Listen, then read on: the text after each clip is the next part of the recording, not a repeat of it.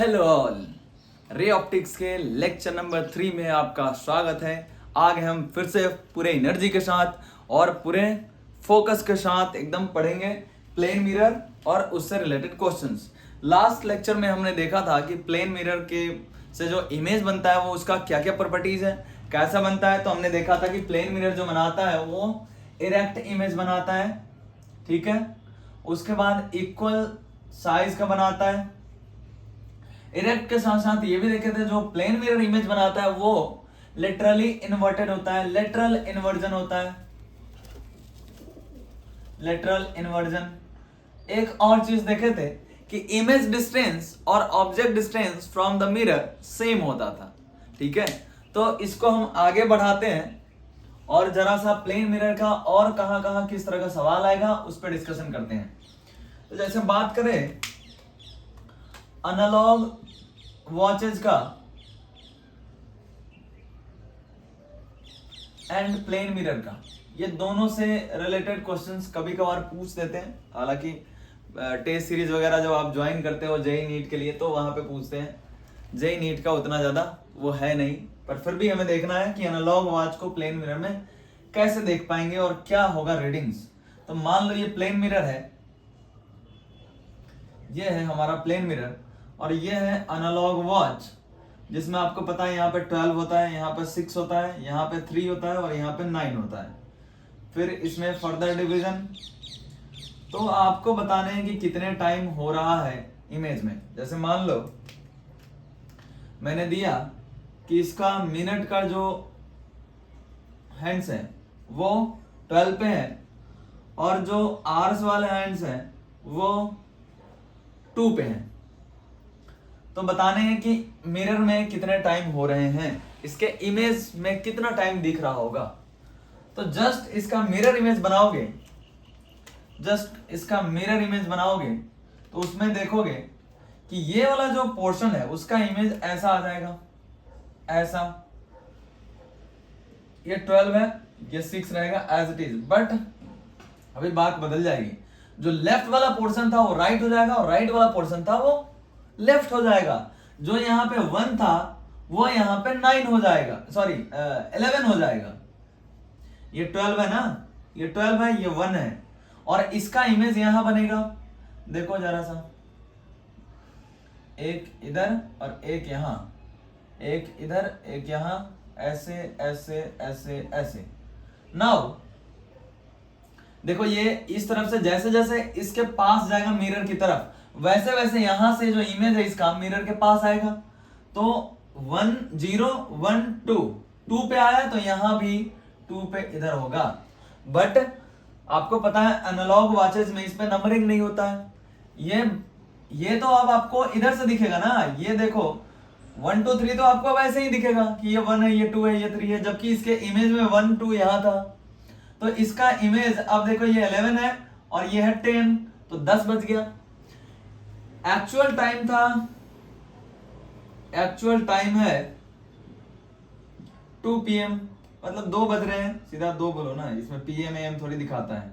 2 बज रहे हैं तो इमेज में कितना बज रहे हैं देखो, तो इमेज में कितना टाइम हो रहा है और इमेज में हो रहा है 10 बज रहे हैं। ऐसा क्या? तो बार बार इसको याद ना रखना पड़े उसके लिए जब आपका जो टाइम है, आपका जो टाइम है वो इस फॉर्मेट में दे रखा है। मान लो कि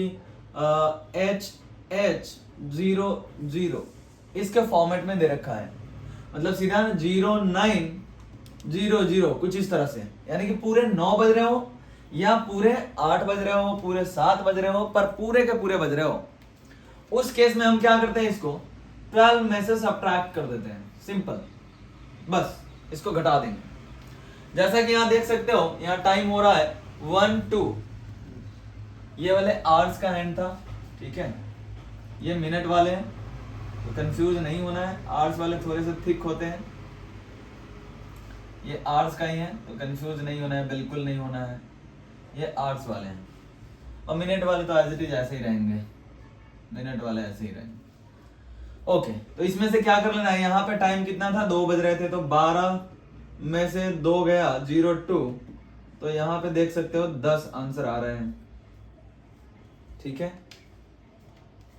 वैसे ही हम क्या करेंगे, जब मिनट्स भी इंक्लूडेड होगा, यहां तो सिर्फ और सिर्फ आवर्स इंक्लूडेड थे, जब मिनट्स भी इंक्लूडेड होगा उस केस में हमें देखना पड़ेगा कि तब क्या कंडीशन होगा, क्या रीडिंग्स होंगे, क्योंकि तब इसमें अब फर्दर शिफ्टिंग होगा ऊपर या नीचे, अब डायरेक्ट इसके तरफ नहीं होगा।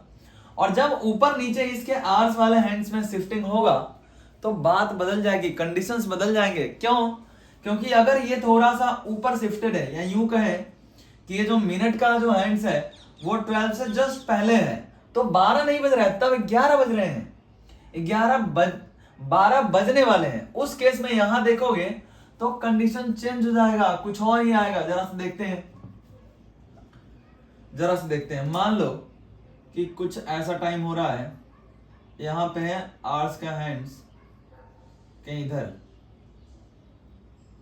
इधर जस्ट 2 से थोड़ा सा पहले, और मिनट वाले मान लेते हैं कहीं इधर है, यहां पे, ठीक है। मिनट वाले का इमेज बनाओगे तो मिनट वाले का इमेज कैसे आएगा, देखो ये 2 पे था तो ऐसे आएगा, ये मिनट का इमेज है। आवर्स वाले का इमेज कैसे आएगा, ऐसे 10 के तरफ आएगा। पर इस बात को ध्यान रखना है कि ये 10 से थोड़ा सा, 2 से थोड़ा सा ऊपर है, तो ये 10 से थोड़ा सा ऊपर रहेगा, 10 से थोड़ा सा ऊपर रहेगा। इस बात को ध्यान रखना है। बच्चे गड़बड़ी कर देते हैं कि हाँ यहाँ पे 2 नहीं बजा था तो वहां 10 भी नहीं बजेगा, ये गड़बड़ है। यहां देखो 2 पे पहुंचने वाले 2 पे नहीं पहुंचा है, तो इधर से भी 10 पे पहुंचने वाले रहेगा, 10 पे नहीं पहुंचा है। समझ रहे हो क्या? इसमें अगर रोटेशन ऐसे हो रहा है क्लॉकवाइज, तो इसमें रोटेशन ऐसे, इसमें अगर ऐसे हो रहा है तो इसमें भी देखोगे ऐसे ही हो रहा है। पर यहां देखो 2 से थोड़ा सा पहले ऊपर, तो ये भी थोड़ा सा 10 से ऊपर रहेगा, पर रोटेशन सेम डायरेक्शन में हो रहा है। लेकिन आप देख सकते हो कि यहाँ पे नंबरिंग अलग है, यहाँ 10 है, यहाँ 9 है, यहाँ 8 है, 7 है, 6 है, 5 है, 4 है, 3, ये तो इसके अकॉर्डिंग है। समझ रहे हो क्या? ये 2 है, इसमें 2 3 4, यहाँ पे 3 है, यहाँ पे 4 है, तो यहाँ पे भी 4 है, पर हमारे रिस्पेक्ट में 4 है। पर इसमें क्या देख रहे हैं, ये तो है 12, ये है 11, ये है 10 से ऊपर है, मतलब 10 से ज्यादा टाइम हो रहा है। अभी देखो यहां पे जो टाइम हुआ है वो हुआ है, टाइम जरा देखना अभी एक्चुअल टाइम, यहां पे 2 अभी नहीं बजे हैं, यानी कि 1 बज के ये मिनट वाले एंड्स 10 पे है, यानी कि 1:50 हुए हैं। और यहाँ पे रहते तो 55, यहाँ पे रहते तो 2 बज जाते, ठीक है। अब यहाँ पे आ जाओ, ये मिनट वाले इस पे थे, तो यहाँ पे जस्ट इसका इमेज बना दिया इस पे। यहाँ पे देख सकते हो ये 10 है, ये 11 है, ये 12 है, तो 10:10 यहाँ पे हो रहे हैं, ठीक है। यहाँ पे 10:10 हो रहे हैं, जबकि आप अगर थोड़ा सा ज्यादा कंफ्यूज हो जाते तो गड़बड़ हो जाता। 10:10 हो रहा है, तो इसके लिए भी फॉर्मूला है। ये तो आप सिर्फ आवर्स के फॉर्मेट में होगा तो ऐसा बनाएंगे, लेकिन अगर मिनट्स में दिया रहेगा तो आपको ये वाला फॉर्मूला लगाना है, 1160 में से HM माइनस करने हैं। 1160 में से यहाँ पे कितना एक्चुअल टाइम है 1:50, 0150, तो ये आ जाएगा, इसको घटाएंगे तो ये आ जाएगा 10 और ये आ जाएगा 10, तो 10:10 हो रहे हैं। तो आपको इसी तरह से ध्यान लगाना है, क्योंकि कई बार आप फिगर बनाते हो कंफ्यूजन हो जाता है कि हाँ इधर 2 से थोड़ा उधर शिफ्टेड है, इधर शिफ्टेड है, इधर किधर शिफ्टेड होगा, तो इसमें कंफ्यूजन ना हो, इसलिए आप ये इसको याद रखना, ठीक है जी। चलो अगला देखते हैं कि अगर सेकेंड्स में भी दिया रहे तो क्या करेंगे। अगर मान लो, होप सो नोट कर लिए होगे, अगर सेकेंड्स में भी दिया रहे, ये तो आवर्स एंड हो गए, मिनट्स एंड हो गए, और अब आ गया सेकेंड वाला। अब मान लेते हैं सेकेंड कहीं इधर है, ठीक है।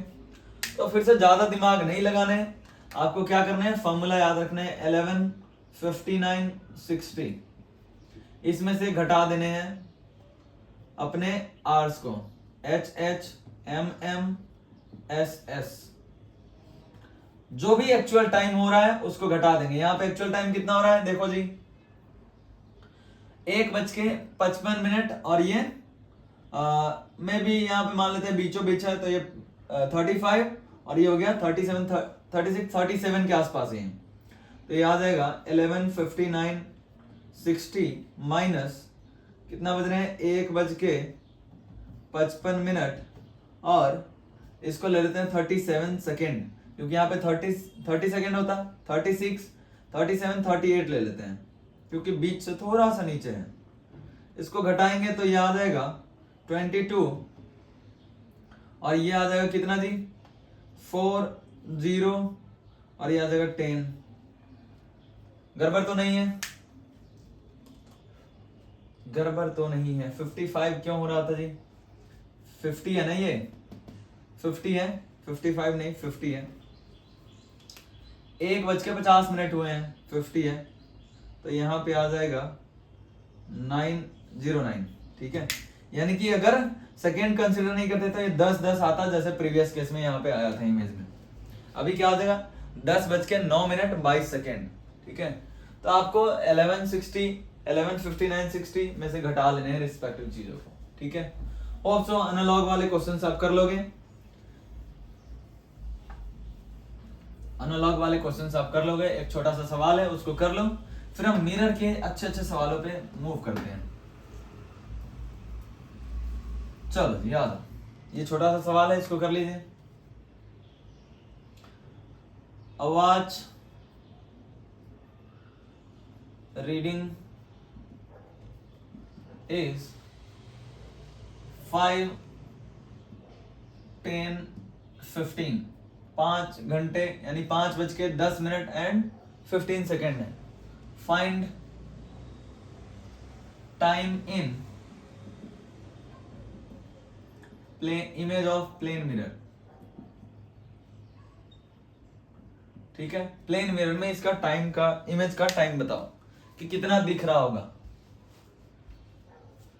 चलो जी, तो अपन को क्या कर लेना है 11:59, 60, 11:59 में से घटा लेना है इसको 05, 10, 15, ये आ जाएगा 45, ये आ जाएगा कितना 49 और ये आ जाएगा 06।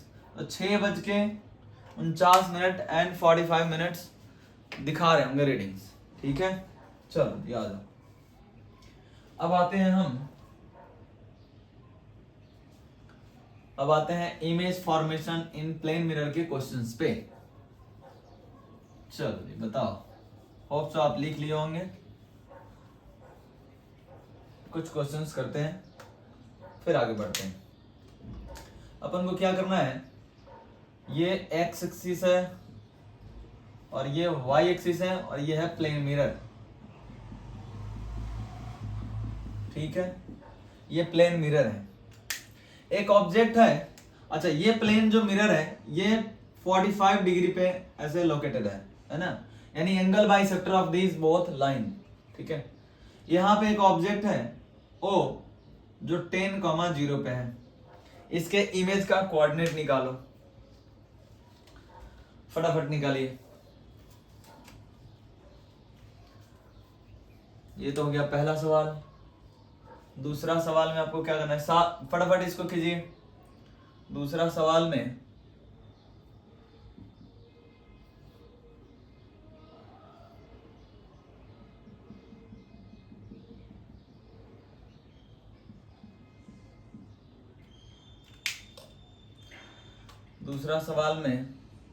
सेम ऑब्जेक्ट का इमेज निकालना है बट इन डिफरेंट मिरर। ये 10,0 अगेन है, आपको इमेज निकालने हैं। देखिए, दिमाग लगाइए कि यहां पे इमेज का कोऑर्डिनेट क्या होगा। Find coordinate of image.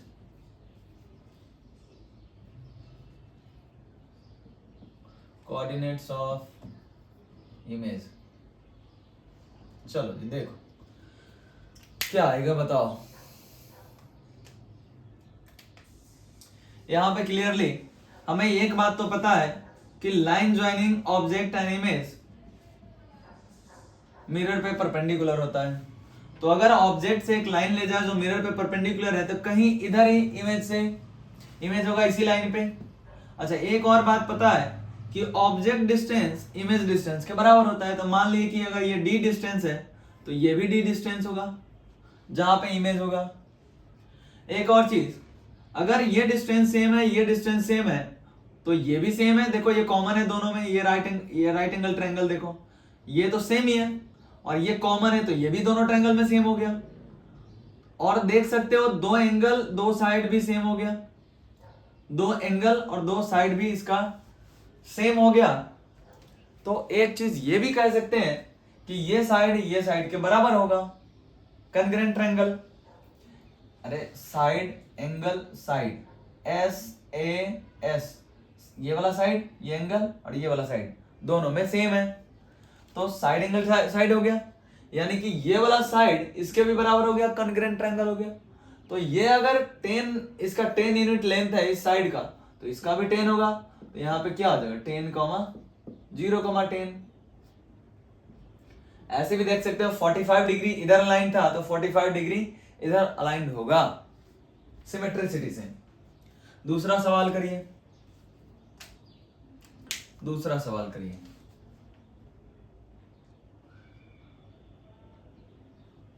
हो गया दूसरा, दूसरा हो गया। तो तीसरा सवाल आपका रेडी है आपके कंप्यूटर स्क्रीन पे। क्वेश्चन नंबर 3, ये अगेन है एक्स एक्सिस वाई एक्सिस और ये है प्लेन मिरर। ऐसा angle made by plane mirror with x axis is 30 degree. एक ऑब्जेक्ट है या यूं कहे एक आदमी है, इधर से 5 सेंटीमीटर पर सेकंड से जा रहा है, ठीक है, और इस मिरर का लेंथ है 5 मीटर। एक्स एक्सिस से 30 डिग्री एंगल बना रहा है। तो हमसे पूछ रहा है कि find the time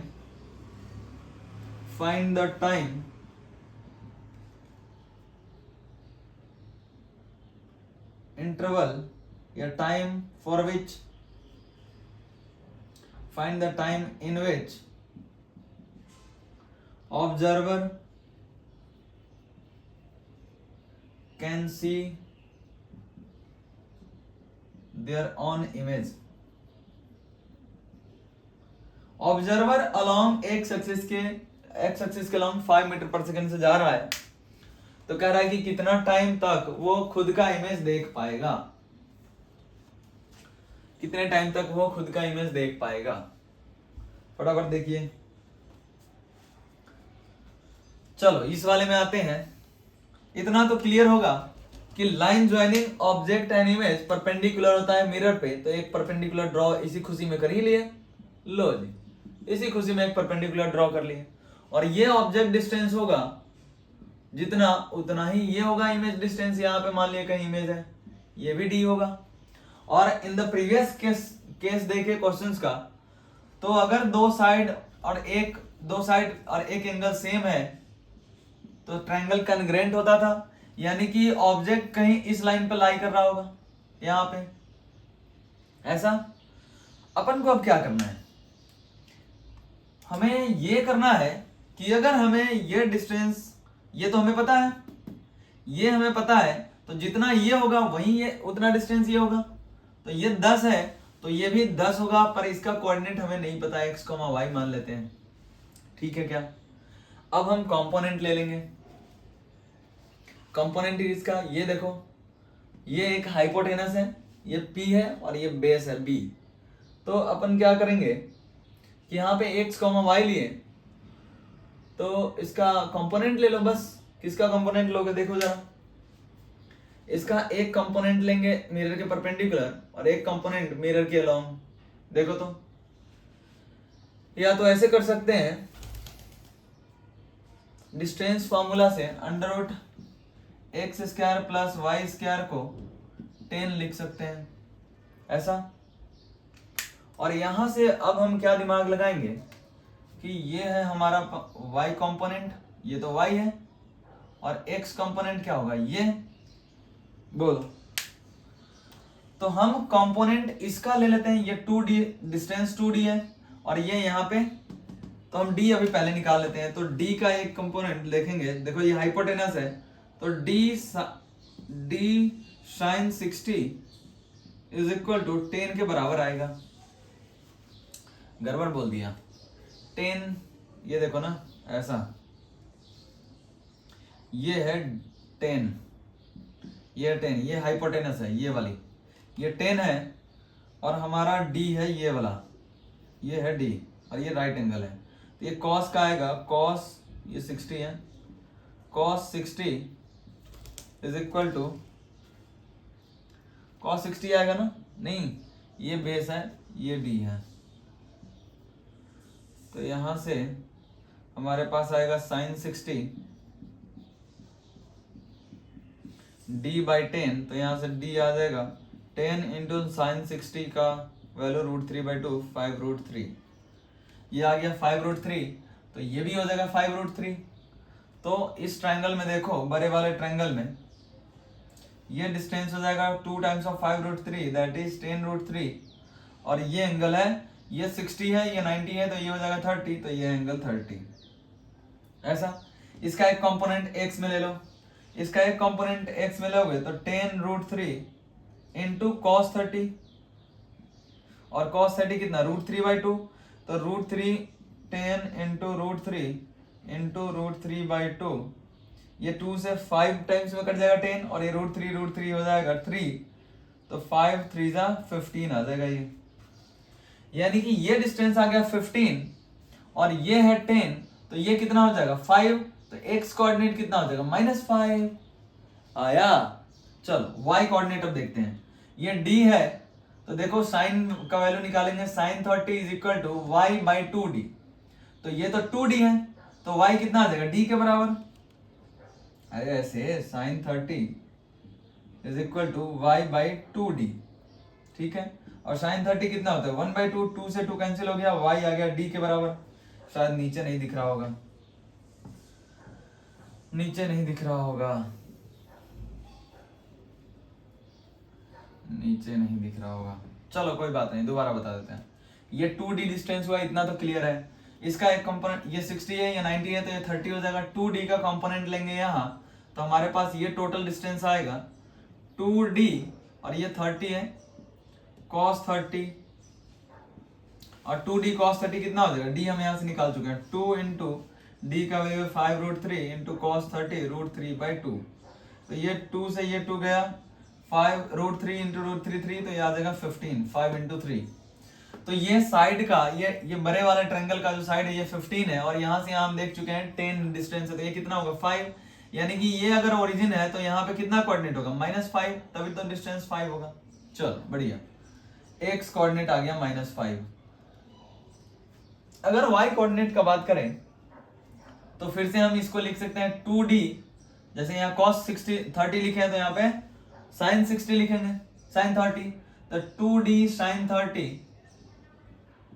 is equal to y coordinate के बराबर, ये तो y के बराबर होगा, तो यहाँ से 2d इंटू साइन 30 कितना 1/2 इज इक्वल टू y, तो यहाँ से d आ जाएगा y के बराबर, d का वैल्यू पुट करो तो d है 5√3, तो जो हमारा कोऑर्डिनेट आ गया x, y पॉइंट का, वो आ जाएगा इमेज का कोऑर्डिनेट, इमेज का कोऑर्डिनेट आ जाएगा -5, 5√3।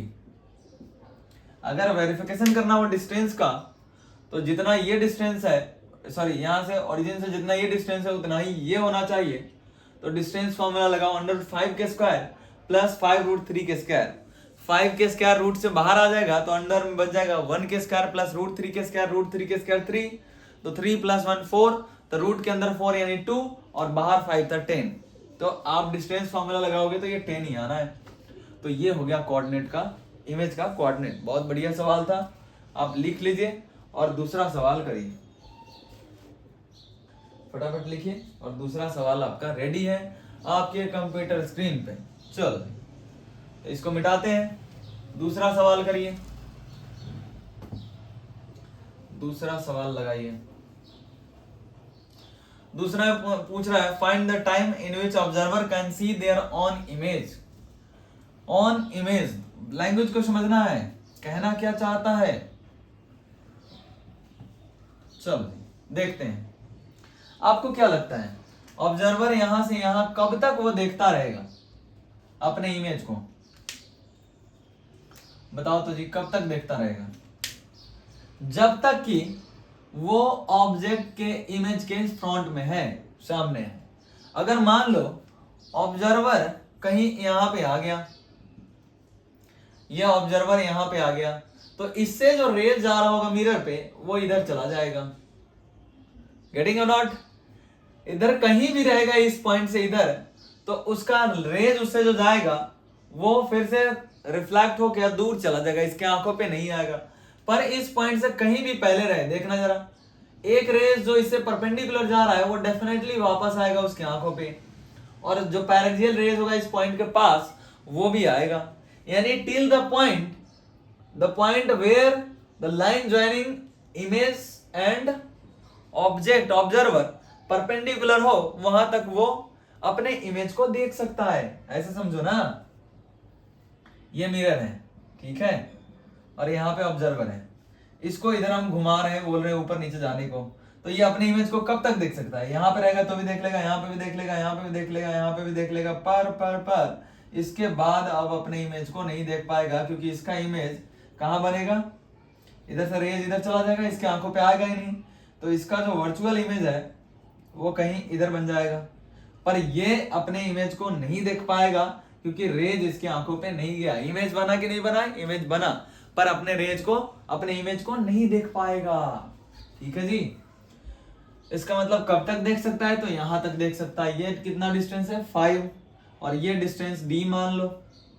तो ये देखो right angle triangle, right angle triangle देखो बालक, ये बेस है, मिरर हो गया बेस की तरह, तो ये हो गया 30 एंगल, और ये है 5 मीटर का बेस, और हमें निकालना है हाइपोटेनस। ये राइट एंगल ट्रायंगल है, यहाँ पे वहां तक दिखेगा जब तक ये line joining object and mirror perpendicular हो।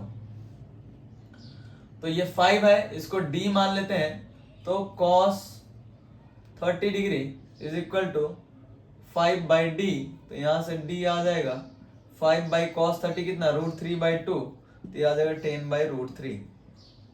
यानी इतना डिस्टेंस तक वो देखता रहेगा। और डिस्टेंस दिया है, स्पीड, डिस्टेंस निकालनी है, स्पीड दे रखा है, टाइम भी निकालेंगे, distance upon time is equal to speed, और स्पीड दे रखा है 5। तो लो जी, यहां से टाइम आ गया d/5। पर इस बात का ध्यान रखना है कि डिस्टेंस, ये जो स्पीड है वो हमें दे रखा है सेंटीमीटर पर सेकेंड में, तो 5 × 10⁻², तो यहाँ से टाइम आ जाएगा d/5 × 10⁻², ये आ गया टाइम। डिस्टेंस अपॉन स्पीड, और डिस्टेंस हम निकाल चुके हैं 10/√3, वैल्यू पुट करोगे आपको आंसर मिल जाएगा। तो आज के लिए फिलहाल इतना ही, और भी बहुत सारे फील्ड ऑफ व्यू का क्वेश्चंस करेंगे in the next lecture. Okay, bye bye, thank you for watching.